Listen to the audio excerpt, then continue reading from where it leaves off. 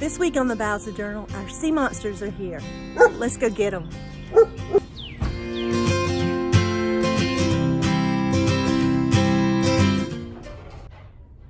I hear them. Can you hear? Thank you.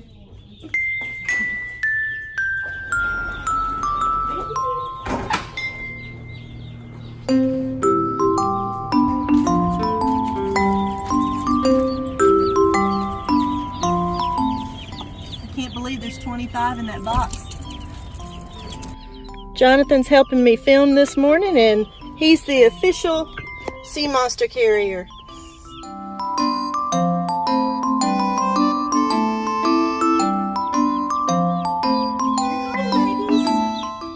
We're going to get our first look at our sea monsters.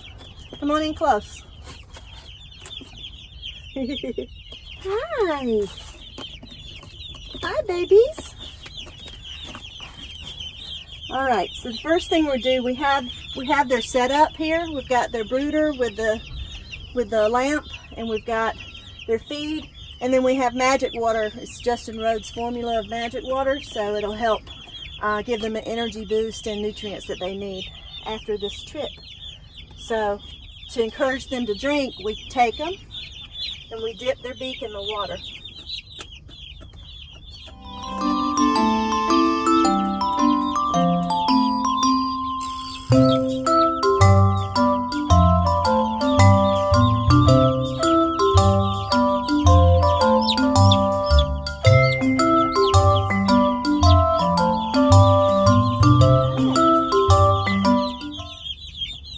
We should have 25 of them. In case you don't know, these are Cornish Cross. They're a meat bird that's typically used. They grow really quickly. In about 8 weeks, they'll be ready to harvest. And we got sea monsters from Justin Rhodes too. We're part of his Abundant Permaculture members group, and he calls them sea monsters. C, like the letter C for Cornish Cross. So we liked it, so we stuck with it. And they have no problem hopping up on their brooder. That's good. We're almost up to 90 degrees on our thing, and once the sun comes out and starts hitting this, it'll actually get up to 90, but they've already found it over here.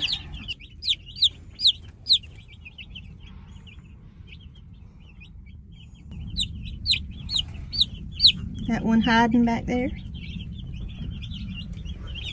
Oh, look. Good, they're already finding the food. One of them's found it, so now the rest will follow suit. They're like, hey, there's some good stuff over there. 4 years ago, when we moved to this property, we started off with chickens so we could have fresh eggs. And we read somewhere then, or heard somewhere, that chickens are the gateway animal. And that's true, because over the past year we've added milk goats and ducks and a guard goose to our homestead here. And we decided this year that we wanted to take control of where our food comes from more. We're already eating, our own eggs and growing our own food and have our own milk source.